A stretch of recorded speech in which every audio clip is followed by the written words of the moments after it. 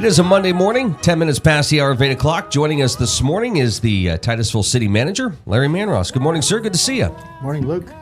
Have a good weekend? Very good. Fast weekend, I'm sure. Oh, yeah, they're always fast. If you could do anything to make either Friday or Monday just, I don't know, an added part to the weekend, I think we should go to the 4-day work weeks.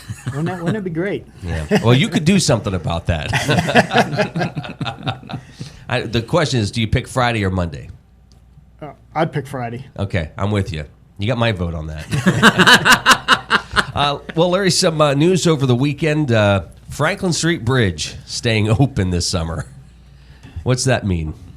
Well, first of all, we had a meeting with PennDOT and engineers and stuff here a couple of weeks back, and we tried to persuade them to, this was with City Council and several others, we tried to persuade them to leave that bridge open because of all the paving that's going to go on. It just would make it real chaotic. We didn't know we were successful. I got a call last Friday saying they were going to postpone it for a year. But they were supposed to have a news release this week. So why that was in the paper Saturday, I have no idea. Well, it was, and word is out. So does that mean a little less stress for you guys then? Absolutely, because one thing we have is we have a project planned for Brown Street, and that would be the detour. We plan on putting steel pylons in Church Run, along Church Run there, where that wall is all caved in. Wow. So that was we were going to have to coordinate around that. So that was scheduled for this year too? Yeah, absolutely. Wow. We were going to try to get it by spring, but this will at least relieve it. I'm not sure we're going to be ready by spring. So I mean, I think the initial plan, and I was gone during the week that all this really came out, but I mean, they were talking about maybe airdropping supplies into the community because it was going to be so shut off. The Titusville airlift. Yeah. It would be hectic. But this will definitely help, and they plan on coming in. According to them, they're going to put an overlay or something on the deck. Oh, okay. To temporarily get us through till next year. All right, because it's rough. It is rough. So they've got to do something with that deck just to get it by another year, and they fully intend to. Okay. So does this change conversations that have been taking place with other organizations about, because you've heard farmers market, oil festival, all of the, I mean, does that change anything, or is it still, the bridge is outside of town, really, so it doesn't really change anything. The big issue is all the paving and the other work because of the ADA ramps, the streetlight project that's going down around Fleming Park. The bridge really was a very minor part of it. Is this a project or a series of projects that it's almost like rip the Band-Aid off quickly? I mean, just do it and get it done. It's going to be maybe some inconvenience for some. It's going to be a rough summer, but once it's over, it's going to be well worth it. Oh, absolutely. This, as everyone knows, Route 27 headed that direction is really, really bad shape. So this is great. We're going to get a lot done this summer, a lot of major projects done, but it'll be well worth a little bit of a problem, with traffic. We haven't had the worst winter ever. It's been pretty mild. Have you guys done anything to take advantage of the good weather? I know paving stuff you can't do, but I'm just saying other things to get ready for spring. Oh, yeah. We went on shifts. This is the first time in many, many, many years that we worked 3 shifts in Public Works. Wow. So we were working around the clock anticipating a bad winter. However, we took real advantage of the time. We actually totally renovated the inside of the Public Works garage. It's been needed for years and years. I mean, they painted, they tore out petitions. They've just been doing a mountain of work in the Public Works garage. It looks really, really nice. It really does look a lot better in there. We had the opportunity, was it about a month or so ago, to take a quick tour through there and talk with Mr. Westcott about all the work that is being or has been done through there. And honestly, it's the first time I had been inside the building, but according to yourself and to others, the transformation was like day and night. Even the lighting, we had all new lighting put in there. It was like a dungeon in there. And now it's real bright, it's well lit, it's clean. We've even took out a petition back by the mechanics bay and opened that whole area up. A lot more user-friendly. There's all the paving projects. What are some other projects that you guys are hoping to tackle as we get into spring and summer? Well, we've got a sanitary sewer project down in front of the PNC drive-through bank that we have to complete before the paving because it's in the state road. That's going out to bid here very soon, so we're going to try to stay ahead of that. Of course, we have our own paving program, which is a large one. It's $550,000, the largest one in I don't know how long. It's probably one of the biggest ever. I know Oil City's salivating after a $500,000 paving program like that too. But yeah, that's very ambitious. That's something that the city's been really hard at work on the last few years. We have, and I think we're finally getting a little bit of a handle on it. There's a lot of streets, but I have a big map in my office if you ever stop in there. And since I started here, and I'm coming up on 6 years, I actually have color-coded every street we've paved and what PennDOT's paved, so I can take a quick look. Because the idea is we want to start crack sealing these streets that were done within the last 5 years. And we have the equipment. We just haven't done that in years either, but we're going to start this year. We'll go over all those streets that are 5 years and newer, make sure if there's any cracks, that we're going to seal them up with the tar mixture. And that'll keep that moisture out of there, in the wintertime, and hopefully we can prolong those roads. What's the life expectancy? On blacktop, highly used roads, about 7 to 10 years. You get one of these back, residential streets, you'll get 15, 20 out of them. Some of them are 35, but wow, they're really bad, And then I think you've said in the past you've been able to sort of coordinate, which roads are going to get the attention and try to mix it up so that, every year you guys are able to do something to some part of the streets. Yeah, we're doing some of the streets that have been really put on the back burner for a long time. One of the ones that's being done is May Avenue. May Avenue is in really bad shape. New paving, we done a project down behind the bus garage there on Spring Street, and that's always been a dirt road by the wax company and the credit union. That's getting paved. Oh wow! The new project, there's several cleanouts underneath that road. We have a retaining water retainage piping underneath there, and that has to be cleaned out. And of course, when it's a dirt road, all of that new grading and stuff fills up constantly. We have to constantly pump it out. By paving that, we eliminate that maintenance, and hopefully we can keep that dry. It doesn't seem fair because Meadville talks about parking garage issues. Oil City's tearing down their parking garage. No parking garage issue here. Thank God for that. Wouldn't want that problem. What are do you find, saying you've been in this position now for 6 years, you know what's going on. So do you think that folks truly have an understanding of some of the issues that are facing Titusville, or is it something that you try to bring up as much as you can at city council meetings? Well, I think no one who's not in the business of maintaining the city can possibly know all the issues that we address. As far as my position, I would say by far I'm the most outside of the office type of a manager we've ever had. I know about these issues because I visit them. I go to all the departments all the time. I'm well aware of this stuff. So when I'm asked or it's discussed at a council meeting, I can talk intelligent about it for that reason. Even after 6 years, are you still surprised at some of the things that you're discovering? Oh yeah, I learn things every day, even after 6 years. I'm sure coming to work every day makes it, it's never old, it's never the same thing, it's always different. So that has to be probably one of the positives about your job, that, every day is a little different than the last. True.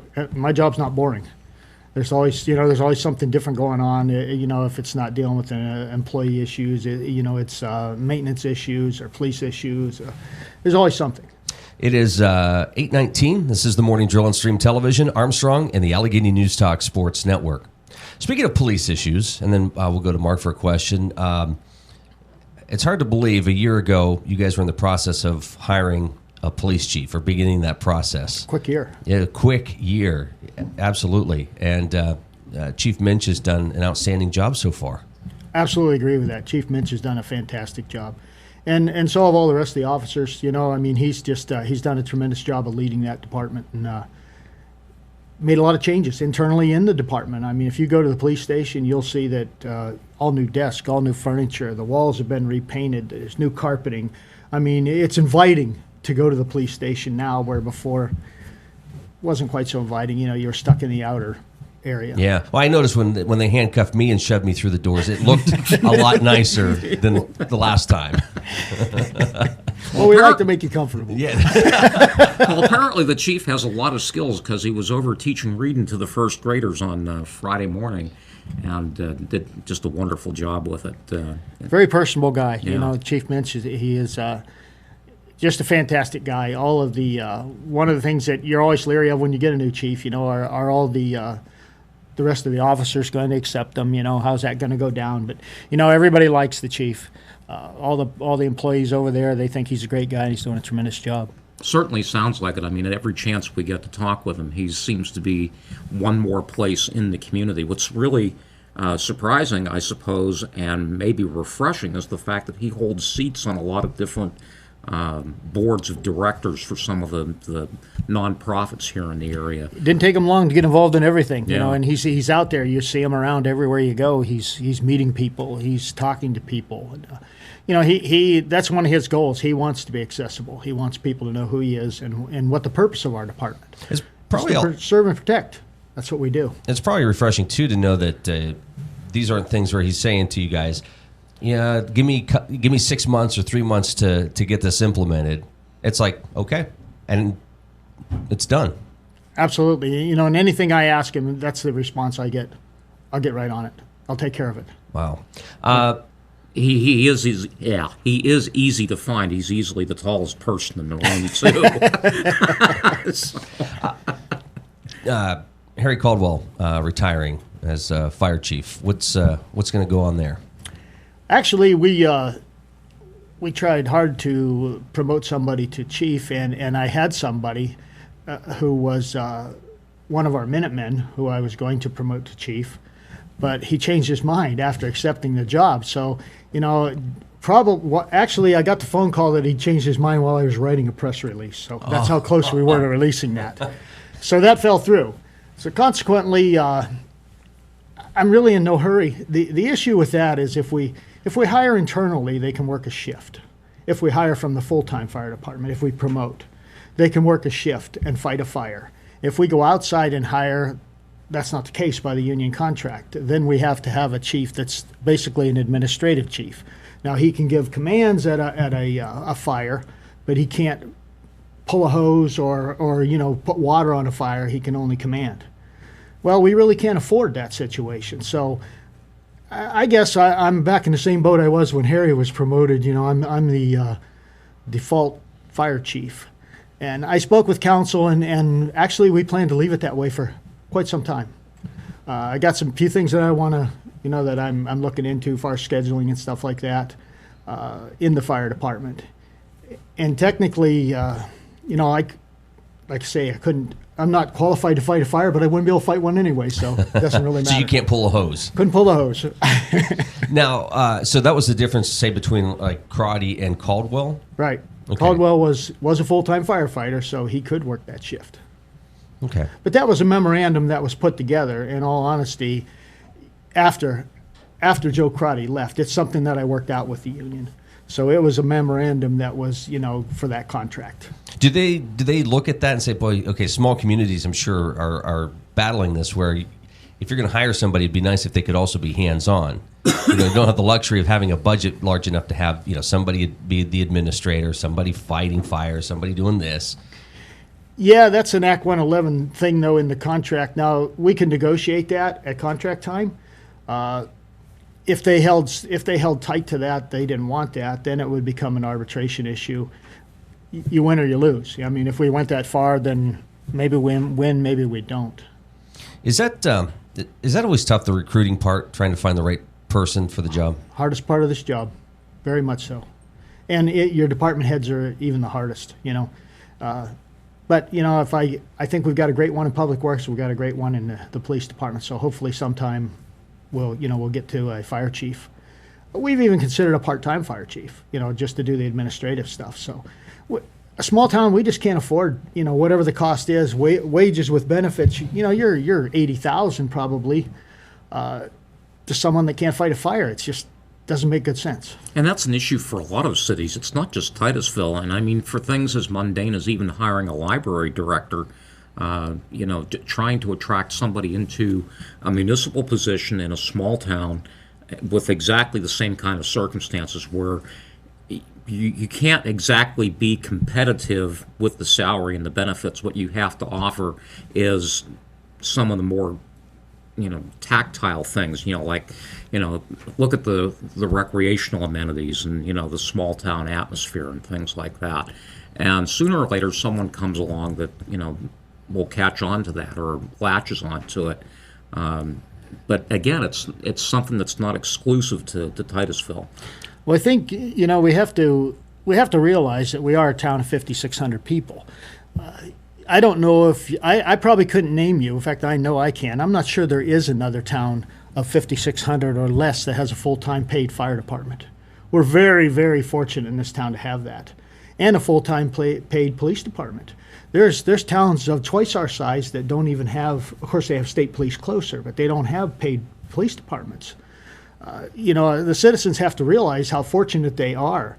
So, when we constantly look to find ways to combine jobs or to cut, we're trying not to have tax increases and survive with this level of protection on the budget that we have. And that's a constant job. Are there some things, though, where citizens would say, yeah, I'd be willing to pay a little bit more to keep certain services, and that's okay? I think some citizens would. I mean, you remember back before my time when we had this whole issue. We were going to cut police and fire, and everybody showed up to council meeting. I was one in the audience. I was there. And one person made the statement they'd rather have all dirt roads than to do away with their fire department. Well, if that's the way they feel, then that's fine. I think it's all about what the taxpayer wants, but it's hard to judge what the majority want, and not just a little group. Is it frustrating sometimes when you think you have a big subject that you'd like to hear from the public, and nobody shows up, but yet you discuss changing the time of trick or treat, and the whole community comes out? Yeah, that is frustrating. You wonder sometimes where the priority is. And speaking of priorities, let me ask you very quickly before you go. The last couple of weeks have been filled with conversation at City Council about the possible doing away with the transient merchant's license as opposed to the business license. Is that going to make a big deal as far as city revenue goes, or is this just something from where you sit that might make it easier for people that are doing business in the city? Yeah, it will amount almost to nothing as far as revenue. We issue 2 transient licenses a year. Very, very little bit of money. Maybe this would promote more people to come in and do that sort of thing, because now it's a flat $100 for the year, and after the first year it's only $60, because if they do less than $100,000 in business, which most transients would, it's $60 a year. They can come in and just like any other business and conduct business. I think it's one of those things. There's a lot of things on the ordinance books but it would take literally years to straighten them out. You just got to kind of adjust these things as they come up. But I think that's a good move on council to make that change. You think this will happen quickly? Yeah, I believe we'll probably discuss it at our work session, probably vote the first change in the ordinance at the scheduled meeting in March, and then April it would be finalized. And one other question very quickly before we go. There was a question, I think it was from Leah Carter, about relocating the market from Fleming Park. And that was something that you had denied. You have authority to do that as given by council. But do you think that will be reconsidered at this point since the bridge construction has been changed? No, I don't. I don't think that had any bearing on that at all. Okay. I think the big issue there is all of the activity going around the park, with the street lights, the handicap, the ADA curbs being torn up, and they may be torn up for extended period of time like they were on the other end of town, and the paving. It's just a lot of things, and that if we expose the city to that additional liability, well, then of course it's on us. Even though the state's doing the route, if we put a function where that activity is going on intentionally, we expose ourselves to a lot of liability. Say we had somebody get hurt because of the ADA ramp. Well, now it's because we had this function going on, and then we become liable instead of the state issue. So it's a liability issue. I don't see that changing. Titusville City Manager Larry Manross joining us. Good to see you. Thanks for coming in this morning. Thanks for having me. Is the office done? The office is finished. Stop by and take a look. And by the way, you did what, 99% of the work on You it? should see the floor. It's Well- gorgeous.